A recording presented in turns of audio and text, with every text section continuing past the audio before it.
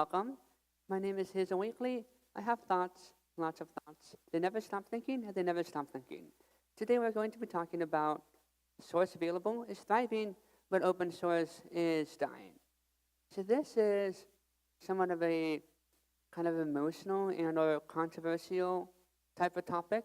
It's been discussed by many people in the community for decades. It's been something that's been rehashed in some form or another for over 60 years. This is not going to be the end all perfect answer for everything. This is going to be one perspective, my perspective. And that is a limited one, but hopefully a useful one. And so some of the context of that perspective is useful to know. I am the first fellow of the Nivenly Foundation, and one of the missions that we have of the Nivenly Foundation is to figure out how to help projects, communities, ecosystems, programmers sort of take this evolution of you have this thing that you're working on, and then it goes from being a project into being the sort of kind of community thing. And then it goes from being this community into being this ecosystem. And it turns out that when you do these types of different evolutions, it's not a gradual change, it's a giant cliff of all these extra things you need to worry about, all these things that nobody told you about, all these different concerns, people emailing you at 3 in the morning asking you to fill out a 40-page questionnaire so that they can use your software in places they can't even tell you about. What? Nobody warned you about that. And so we're trying to figure out how to help people do that if they want to. Or if they don't want to, how to opt out of that. Because you kind of can't sometimes. But then another thing that I do is I'm also a director on the board of the Haskell Foundation. And so I'm kind of on the other side of things, trying to take this already existing ecosystem and steward it and help it become legible to different companies, help it have the resources that it needs in order to do all the things that it wants to do. And so I'm kind of engaging and circling around this question of open source is in a kind of a hard spot right now. But the source available thing seems to kind of be working. It certainly has a lot more attention. And what are we going to do about that? Is that where the industry is going? Is that how software collaboration is going? So that's kind of the context of where I'm at, and the things that I know and the things that I keep in mind, and that'll color and change sort of everything that I talk about, but hopefully not in a way that ruins the point of it, because it's an exploration of a many-faceted thing. So this is sort of a general statement. We'll break it down, but given the current conditions of today, this is kind of the punchline. Many of the problems encountered by open source participants right now seem to be most aptly handled by quote-unquote controlling interests that have this laundry list of things. They have become legible to corporations, and we'll go over what that means. They work on developing legibility towards nation states, which sounds scary and kind of is, but also isn't. They are developing resilience towards value capture by agents exercising soft and hard power, and have somehow managed to, in doing all of this, remain culturally palpable to open source communities.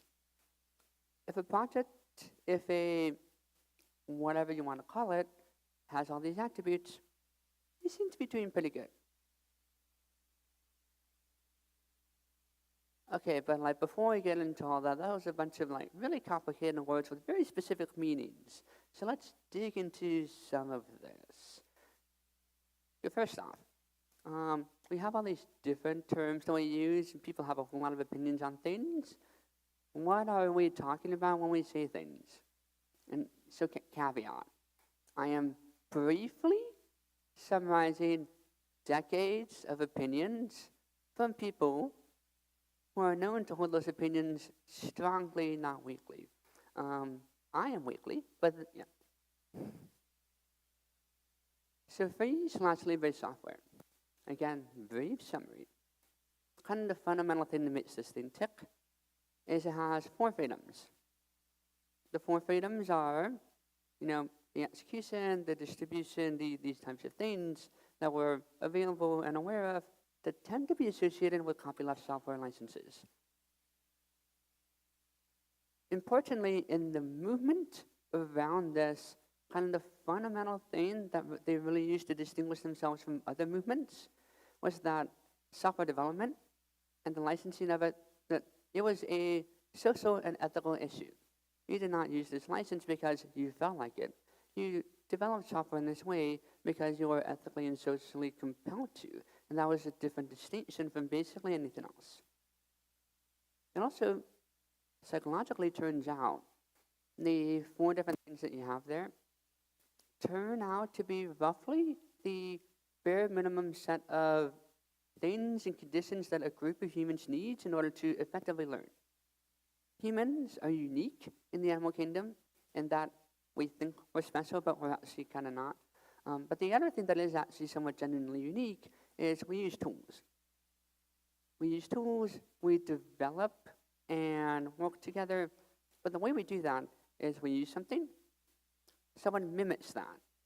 Someone takes that mimicry and then kind of changes something, and then that change is then shared, and as that kind of stews in this soup of communal action, communal sharing, communal collaboration, humans literally evolve our understanding of the world through this process. And that happens to be pretty much exactly what the four freedoms guarantee you, more or less, not an ounce more, not an ounce less. So that's kind of cool. But that's sort of an aside. So then we have the open source definition from OSI, which tends to be the one that most nation states recognize as a legal definition. You have these 10 different freedoms that are really required license terms in order for it to be a software license. They are pretty much the four freedoms plus or minus a couple other things. And the plus or minus is where a lot of the philosophical and sort of heated debates and discussions come from. Neither one is necessarily better or worse than the other, they're different. This was intended, as far as I understand, to really focus on software as a public and common good. Specifically, there was actually an intentional choice made here to be pragmatic rather than idealistic. That was the perspective that they took, and that was how they enunciated and explained it, of why we do an open source license of, say, MIT license versus the GPL, because it's pragmatic, because it's interesting to corporations, because it allows us this type of influence that we can then use to get the goal that we want of open source software development being the best way to do software development in general. Is that the perfect answer? It's complicated. But that was the reasoning. And so that's important because it's different than the ethical thing, right? Like they're same kind of goal, but different way of shaping it, different way of thinking about it. And then you have source available, which is kind of a new thing, which more or less is you can see the code. And that's it, that's the definition. And everything else, we're just kind of figuring that out. Different corporations, different projects, different venture capitalists, things are source available, whatever that means. You have HashiCorp, it's source available with a certain license. You have some other stuff like Redis, source available, different license than HashiCorp. What are the terms? How do they go about it? It's kind of the Wild West. People don't really even know. They're still figuring it out. There will be new versions of source available. It's just its own thing, and that's okay. And then you have some newer stuff that's coming out. As an example of people still chewing on the problem, still figuring out different ways to think about it. So you have ethical source, which is different in that it's not just a license. So this one is, it's a license, but it's, you notice how the community is structured, how the governance is structured, what type of things that the work is for, what are you prioritizing. It's an interesting way to approach the problem rather than just saying tech is tech, and this technical problem is a technical problem. You go, maybe humans are doing the work. Maybe humans need to work together. And how do you encodify that in representing legally or not legally, like in the structure of the actual project itself? Like, is that workable? Can you do that? I mean, you can write anything down on a piece of paper, but like, sure. So taking a step back from all these different ways of approaching a problem. When we talked about it earlier, we had this source available is thriving, and open source is dying. What is dying necessarily? Like, well, what's the crisis people keep talking about?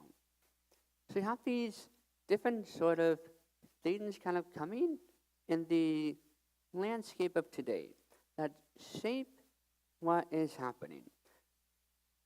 And we'll get into it because it's not necessarily a black and white thing. It's not necessarily a clear-cut thing. And because it also depends on how you view yourself in the ecosystem, how you view your relationship. There's a lot going into it. But we have, in general, the things that people bring up, the things that people have in the mind share collectively. This is important. This is the crisis. So you have a funding crisis. All the money just up and disappeared, except for like one or two areas. It just seems to be gone. You have the political turmoil. And I'll stop there. And then you have the mounting pressure of regulation, security, SBOMs, supply chains. You have all these different things. Maintainers being asked new and increasingly clever and baroque different demands on their time, different demands on their energy, different demands on their why. And then you have increasingly sophisticated attacks on the community, whether they're intentional or not. But it turns out that probably something like the ZU Utils attack is not necessarily an anomaly, but perhaps a foreshadowing of what could become semi-common, which could be terrifying if you're not ready for that. So we have, of these, kind of the pressures of, if you want to address this, as an open source community or as an open source project, you're going to need some type of capital or some type of power in order to actually be able to act. But the funding crisis just happened, and political turmoil just happened. Your main sources of funding and power just kind of disappeared.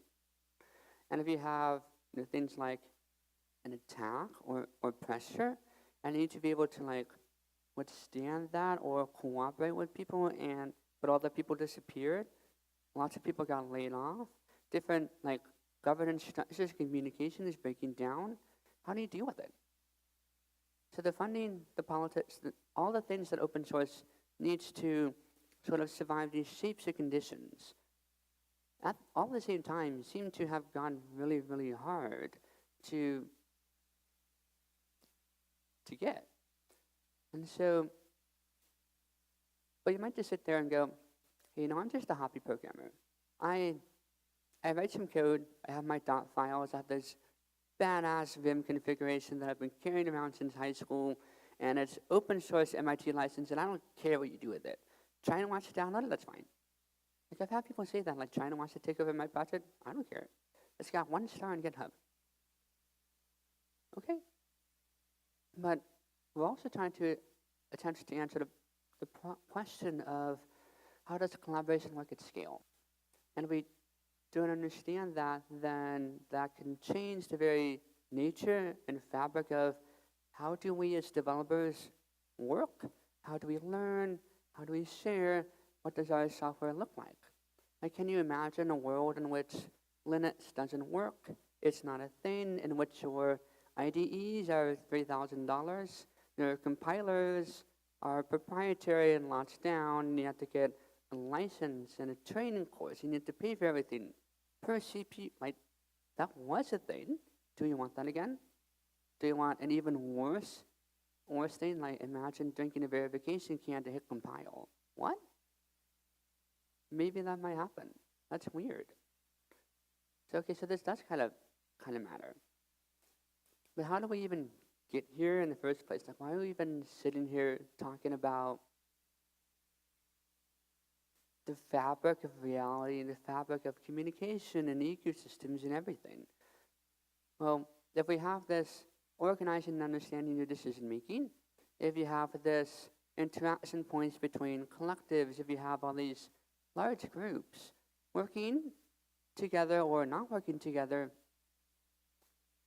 it turns out that, like, on the internet, people are actually pretty nice to each other. Even the most toxic and evil people on the internet are, roughly speaking, pretty nice to each other compared to a lot of the stuff we get up to in the real world. And the real world is no longer sticking in the real world, and it seems hell-bent and determined to get into the not-real world, to get into the digital world, and continue with doing whatever it's doing there. And as those two continue to mesh and interlap, all the concerns of different types of economics, different types of economies, different governance structures, different ways of influence and power, and all these things that don't have anything to do with the code you're writing, now have everything to do with the code you're publishing and consuming and producing. You can no longer avoid this. You really just can't.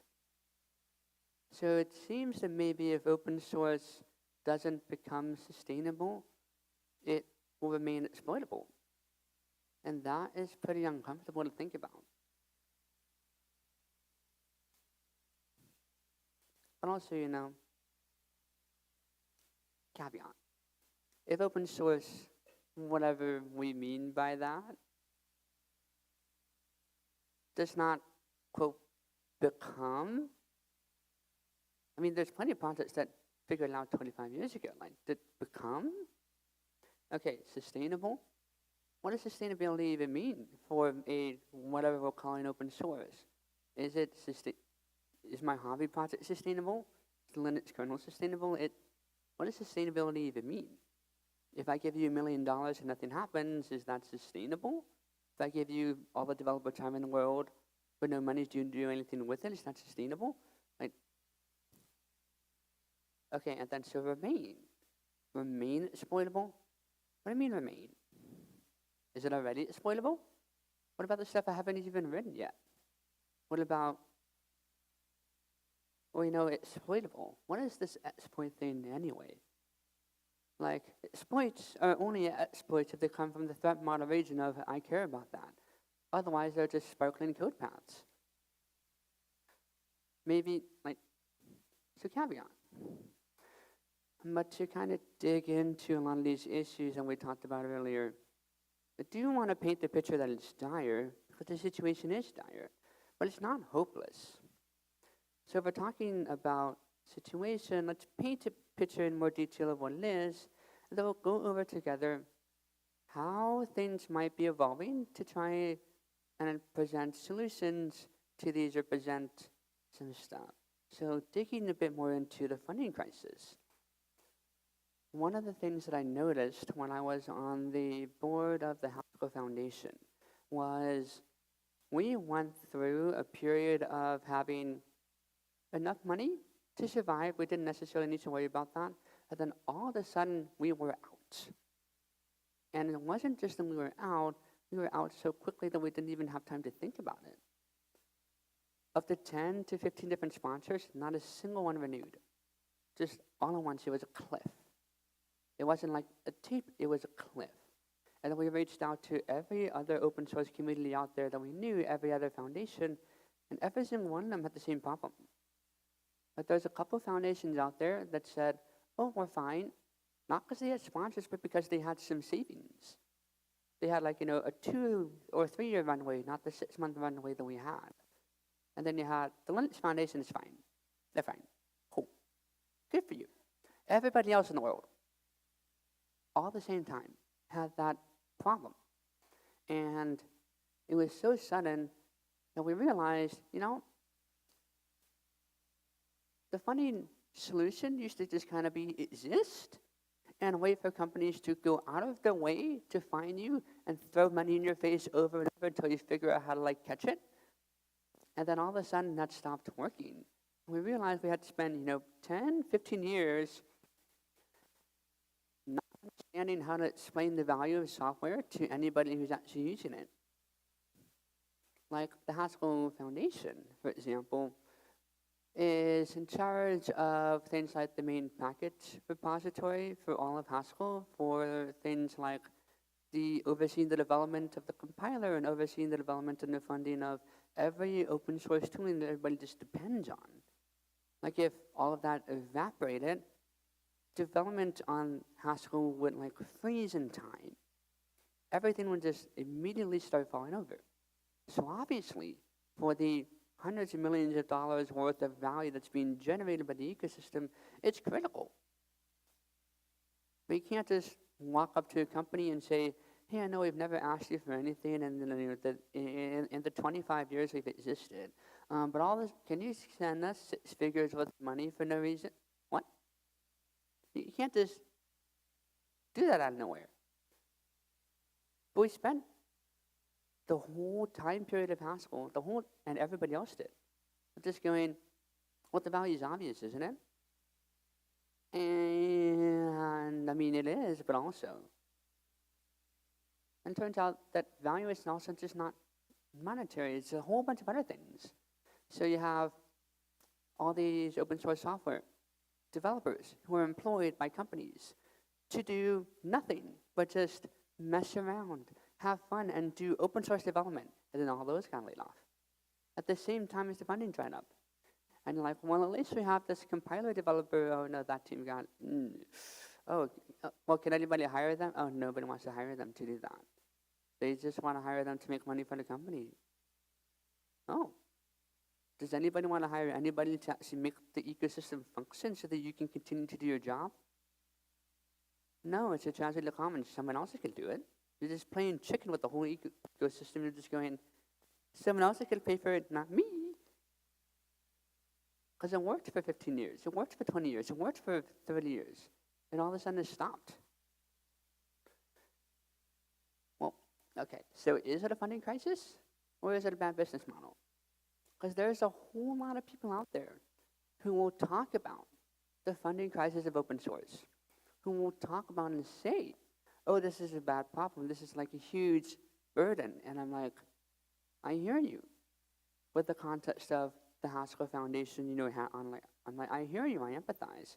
What's your perspective on this? And they're like, oh, we're a startup and we have no plan, but we just put every single thing we ever developed in the internet with an MIT license, and nobody's buying it.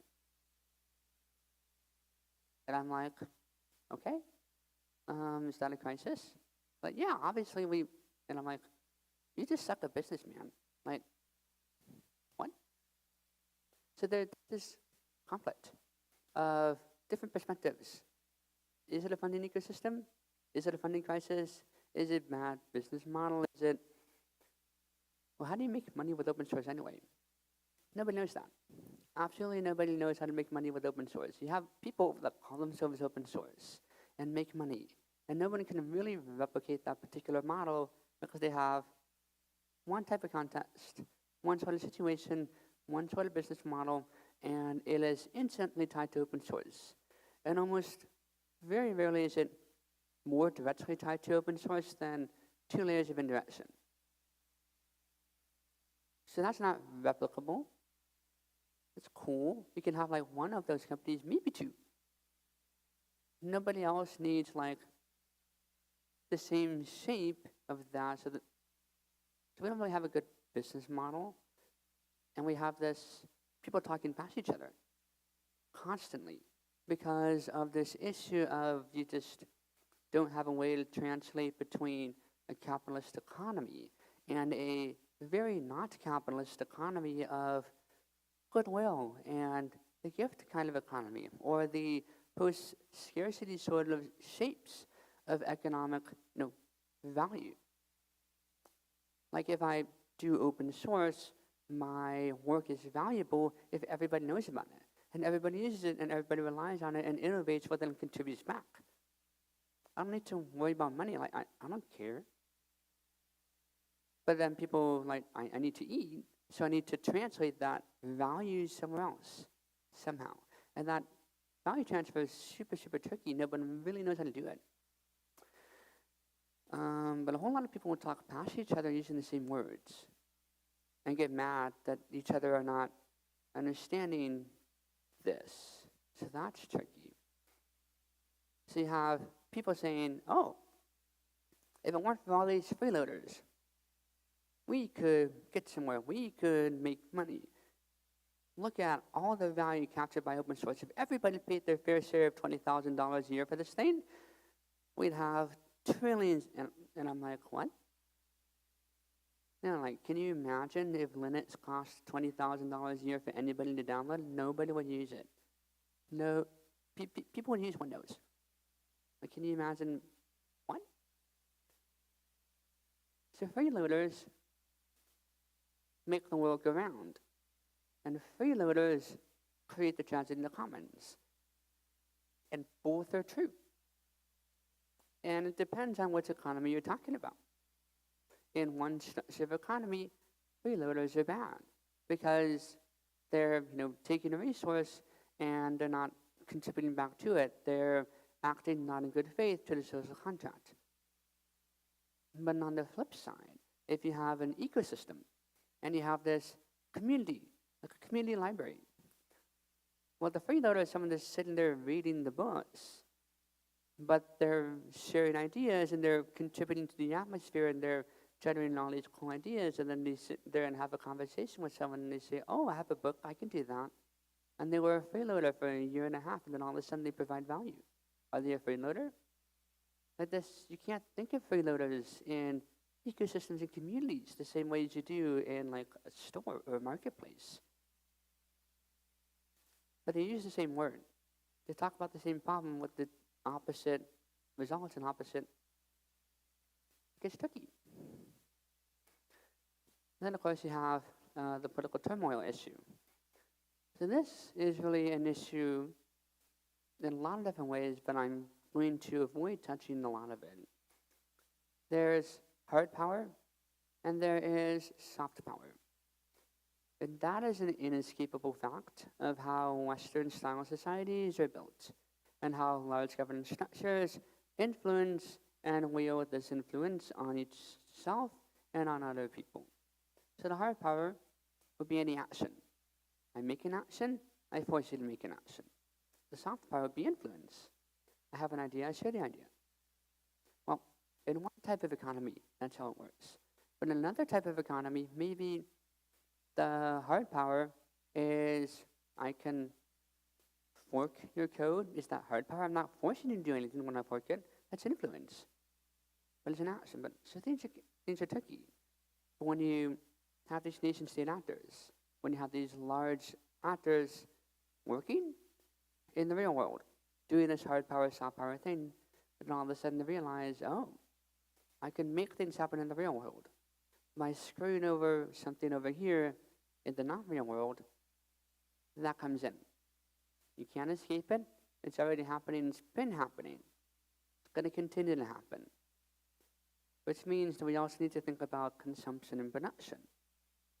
If I consume something, if I produce something, how that is influenced in the flow of exchange of ideas and resources in the entire world, if someone interrupts that, or if someone influences and redirects that, that's going to change the world's economy. Maybe in a bad way, maybe in a way that someone wanted it to, maybe in a way that they wanted it to, but you didn't, and you couldn't do anything about it. But maybe they just ruined their whole life because they could.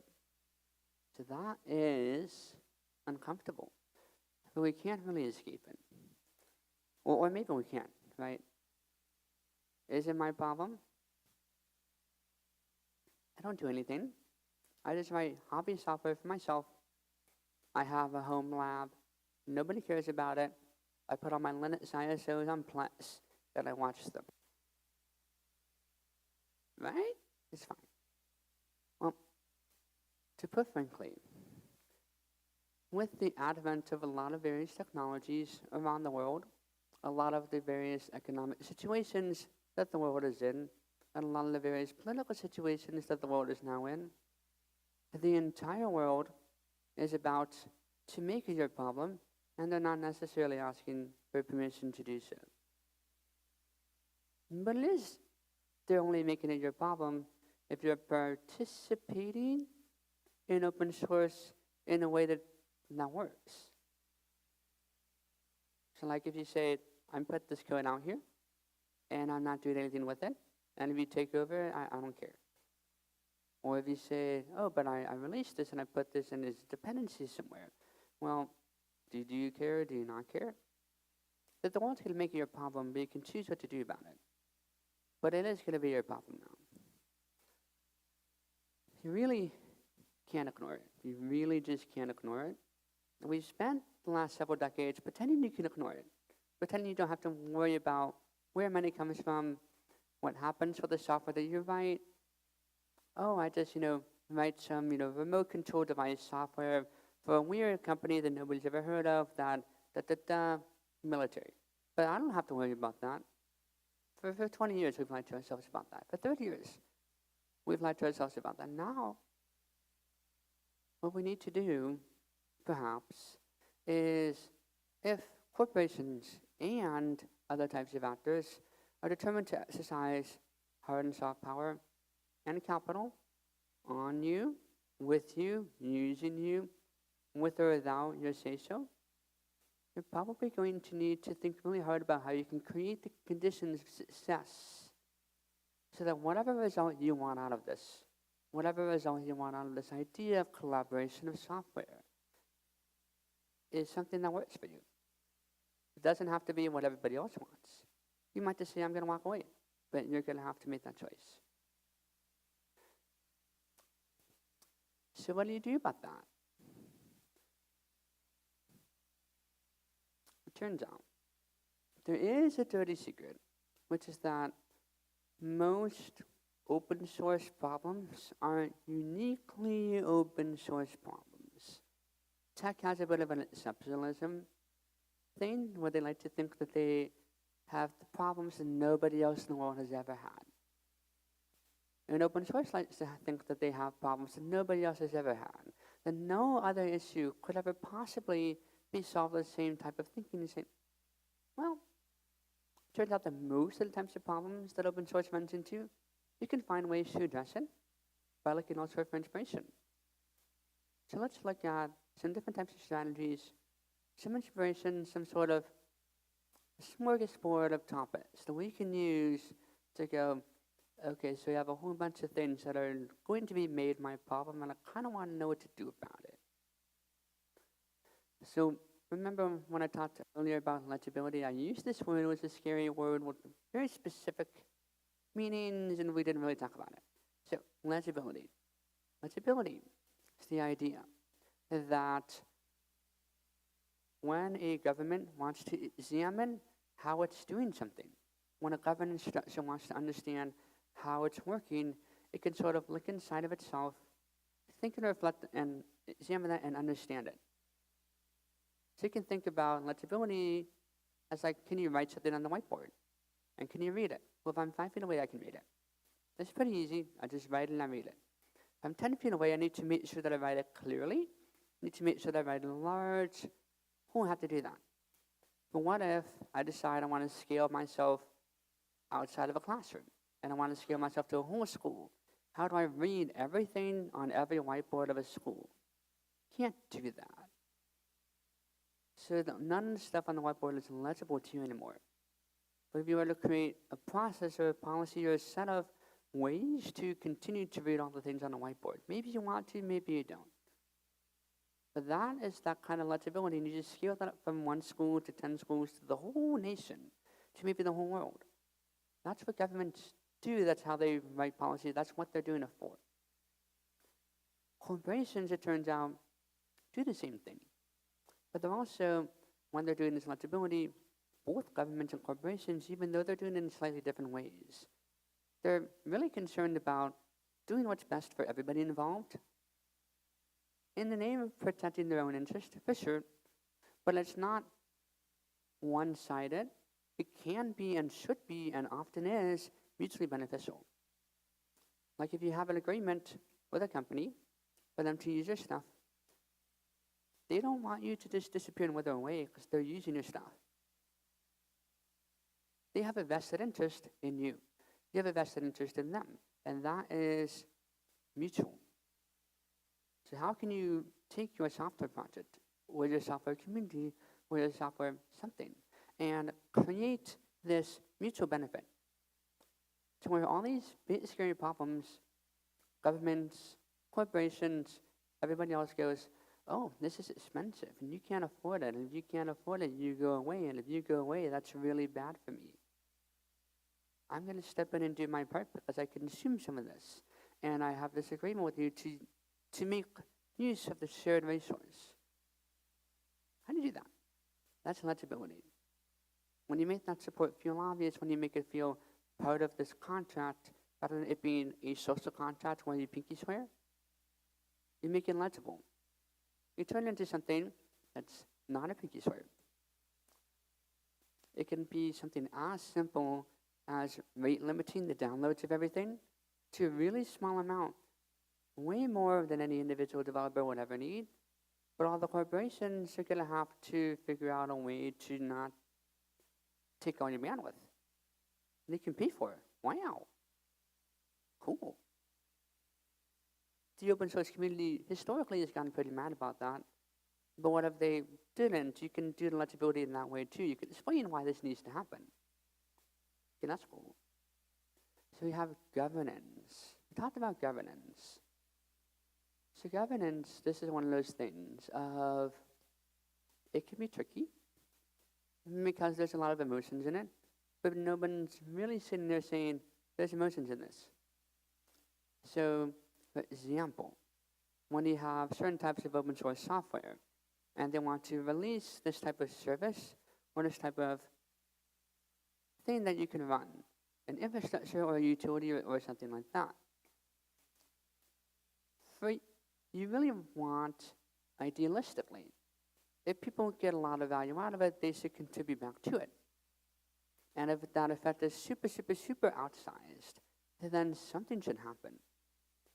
So, an individual developer writing something, releasing it, doing their own, home server, that's cool. A giant cloud provider getting billions of dollars of values out of your thing, refusing to contribute back, forcing a fork to happen, ruining your project and running a dark PR campaign to run the valuation of your company into the ground because that was cheaper. That's not cool. But how do you address that in a way that's not going to be more harmful than letting the harmful thing happen? Like, how do you actually think about that? There's also this other type of governance where you can try and take your project and take your community or take your ecosystem and make it more resilient to certain types of corporate influence or certain types of government influence or certain types of what we call capture. What happens if you have a software company that says, we do this, but we're going to do this and utilize this open source software. And we're going to be such active contributors into the software, we're going to get all of our employees on all of the governance of the board and the steering committee and the feature thing, and we can prioritize all of our feature requests. And that's pretty cool. And oh, there's this major, project that they use. Well, we have enough resources, we can do that all the way down. And we can do that all the way down. And oh, the Linux kernel has a couple drivers that the whole thing relies on to make everything work. I guess we can buy the company that built those too. We can just keep going. Now we own the whole stack vertically. And we can prioritize all of our stuff. And oh, I'm sorry, we don't have the bandwidth to do stuff that a competitor wants us to do. But also the community wants it. You can set up your governance to make that not an issue. No one does it, but you could. Maybe you should. You can also experiment with it. Governance is one of those areas that programmers have been extremely reluctant to understand as a thing. Almost pathologically, honestly. And so go wild with it. Do you have particular values in your governance structure? You can try embedding those. SQLite has famously done that quite well. Have you ever read the terms and conditions, the COC of SQLite project? It's wild. good for them on taking their values and putting it exactly where they want those values to be. Nobody else seems to do that, but they have achieved a lot of success because of it. Interesting. You can also take the rules of engagement and put that in your governance structure. If a corporation or if a government or if anybody wants to engage with your project in a certain way, if part of your project or other employees or anybody wants to participate, how do you want them to participate? How do you want the collaboration to happen? Do you want it to be for ethical good? Do you want it to be no assholes allowed? Do you want it to be benevolent? You can actually take the rules of engagement and embed them in your governance structure rather than just saying, we're going to promise that everybody thinks exactly the same way and everybody solves all these problems in exactly the same manner. We're just going to pretend that that's going to happen, and then we'll get really, really mad about it, and then complain about it, and have a whole lot of fights about it for years afterwards if it doesn't happen that way. You also have policy. So what if something important enough gets large enough that it turns out you might actually need governance oversight for the necessary support? To be really specific, what if you have the supply chain issue? What if XZ utils becomes a commonplace occurrence? And you start getting dozens, if not thousands, of emails from everybody saying, oh, you have to do this, you have to do that, you have to do this. You're in the critical supply chain of all these other stuff. Did you know that your stuff is powering things that turn on all these things we can't even tell you about? Sounds like a you problem, buddy. You can't just say that. Can't just say that. I mean, you could. But they're going to be mad about it anyway, and they're going to do something about it anyway. But if you have the policy written in a way that you say, via policy, sounds like a you problem. But you know, via policy. Ooh, maybe the government says, as part of our continuity, as part of operating a functioning government that does not get taken over by other governments, our stuff should be secure and we're going to foot the bill. Because they should do that. Or a major financial institution, or a major critical company, or a major, like the power grid. What if they go, oh, people can really mess up everything if they just want to spend 5 years getting buddy-buddy with the 5 people to keep everything running. Okay, you know what? We're going to put the bill for that.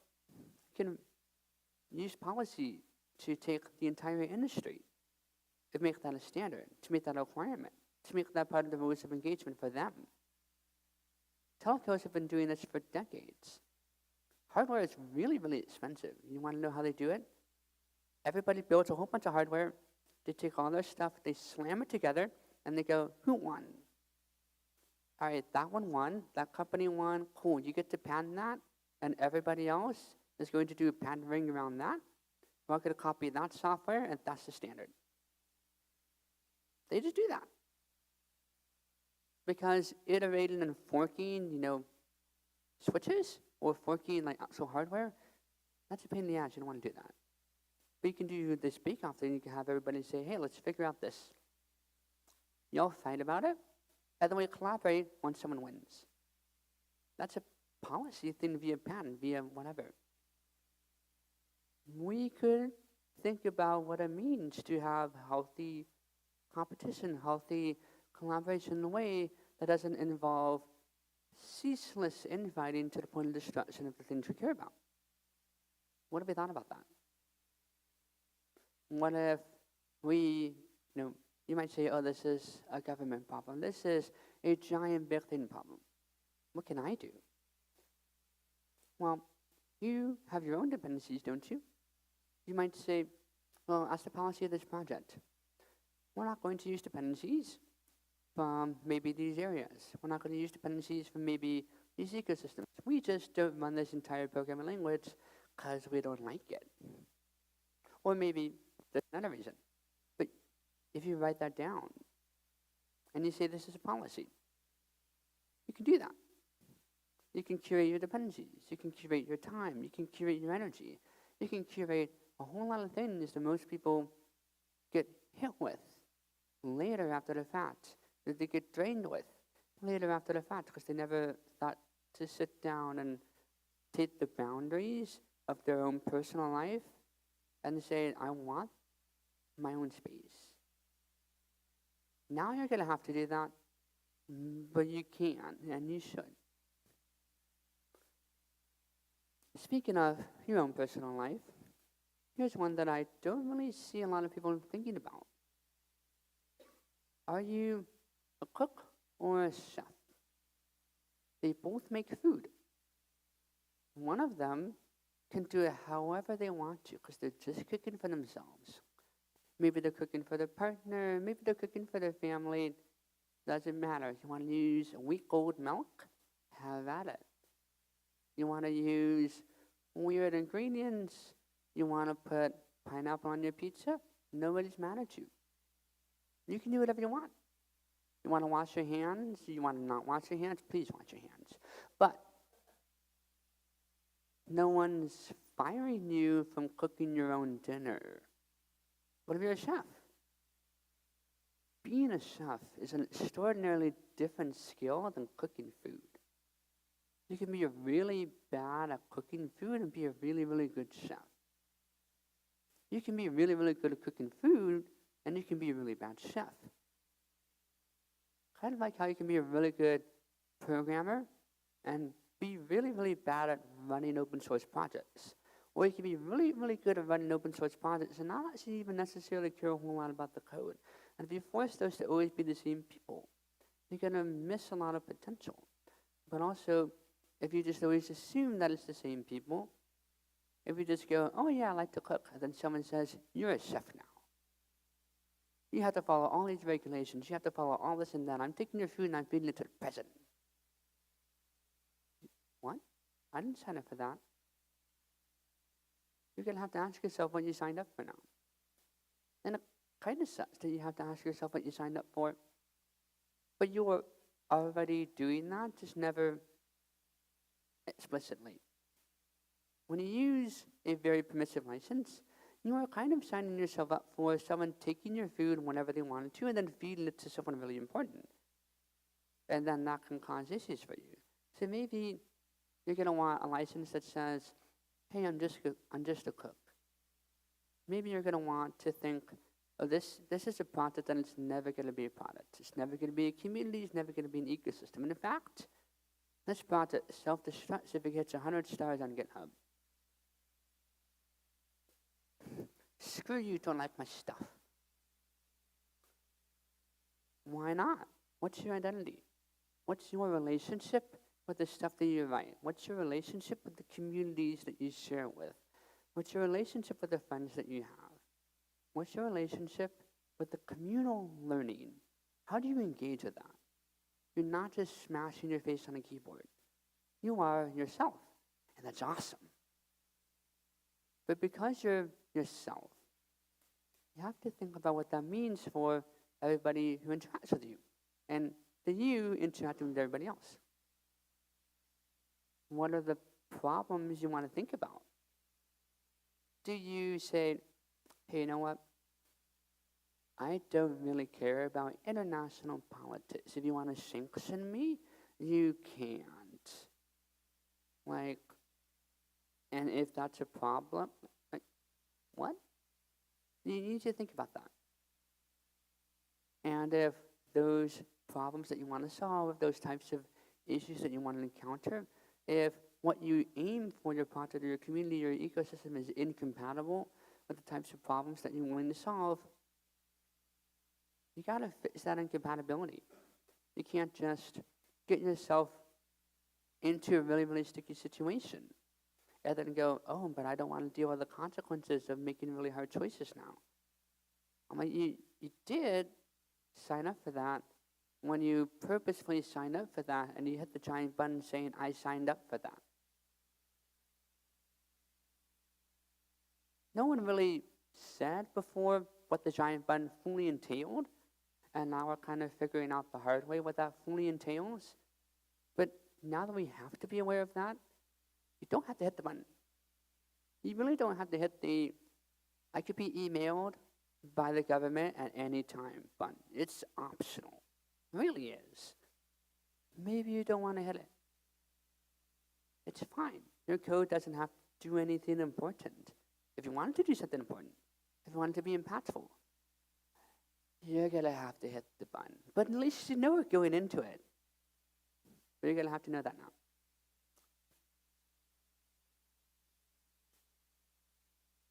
So the situation isn't hopeless. It's just kind of dire. It's going to require you sitting down and thinking,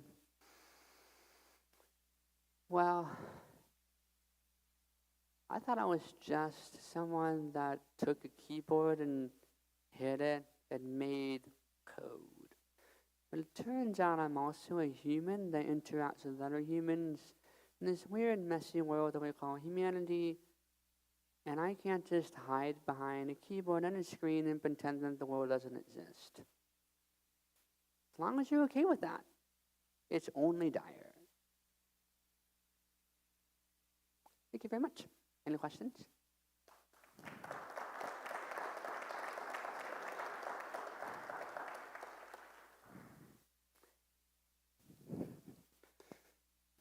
See if this works. So I did not turn this on. Yep. Testing. Yeah.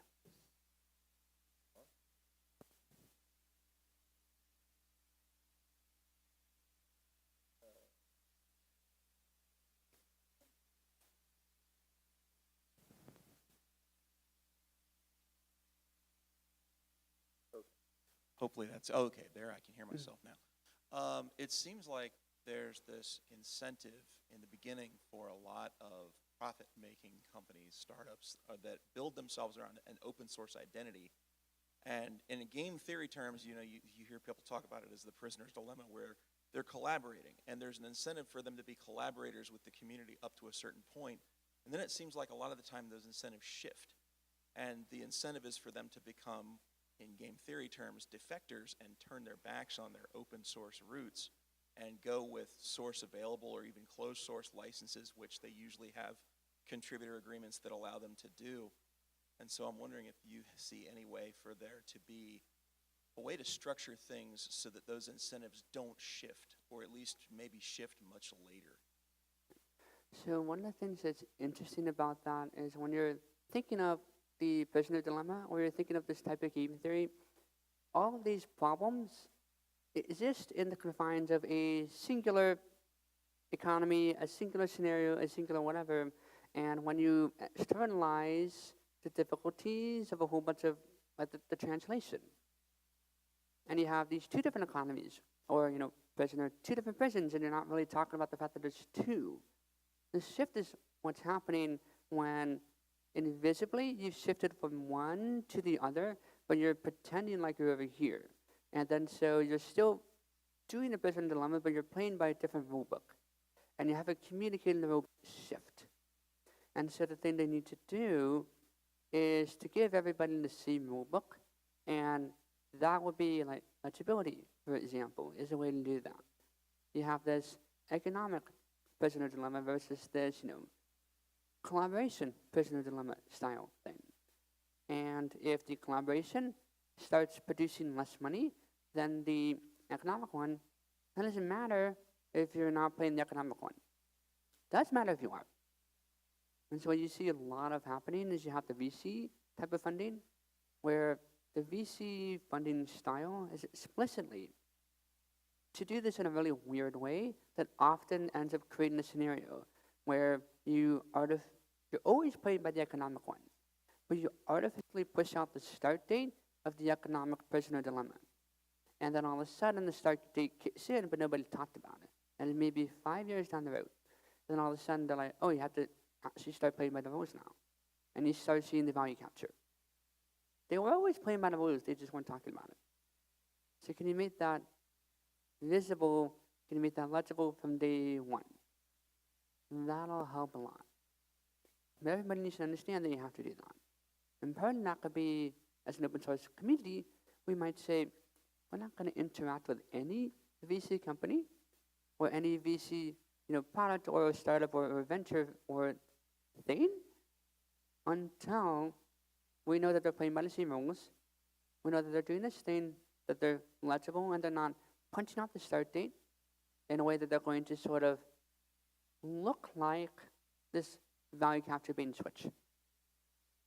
Everybody understands that at the end of the day, money needs to happen. It's fine, but don't lie about it. You can be clever about it, but don't lie about it, right? Like if you change rules of engagement and make the playing field clear, it doesn't have to be level, but it can be clear.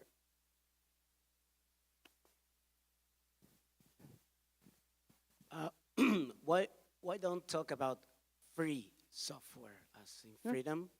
Free software as in freedom, and not just open source that means business. That might be a change of the mindset. I'm from Mexico, so we don't have all that startup thingy. Well, we have it, but it doesn't work. Why don't address from the standpoint of freedom and maintain the software supply chain free, as in freedom? The software supply chain freedom Not just open source, for open source. with philosophy, not just business. One of the complexities that's happening there is you have, when people talk about freedom, they mean in one perspective and one relationship, and they don't really communicate all of that. So like, for example, the difference between, say, MIT as a license and GPL as a license is MIT is more free than the GPL in terms of the consumer. If I consume the software, I can do whatever I want with it. I don't have to open source anything. I can do whatever. It's more free for them. GPL is more free for the producer, for the person who's writing the software. Oh, you fork this? You have to show me what you're doing. You have to contribute. You have to collaborate. We have to work together on this. You can't just disappear. So when we talk about freedom in the supply chain, we're really talking about you have these consumers, you have these producers, and you're often both. And what is your relationship with what you consider culturally or value-wise to be free? What's important to you? Is it that people can do whatever they want to, or is it that people have to play by the rules that you want them to? Or is it that, what's important? Maybe everybody can do what they want to, but people can't steal value, or maybe people can't make so much money off of it that you can't even afford to build your own software anymore. Like, what's the values that you care about? And that's going to be what the free thing is. But the complexities that are happening there, the people are going to use the word free, or they're going to use the word open, and they're not going to talk about the consumers or the producers or what they mean by free or what they value. They're just going to say these certain things and then often kind of have a fight about it if you disagree with them without really going into the subtleties of why. So that's where a lot of the friction can come from.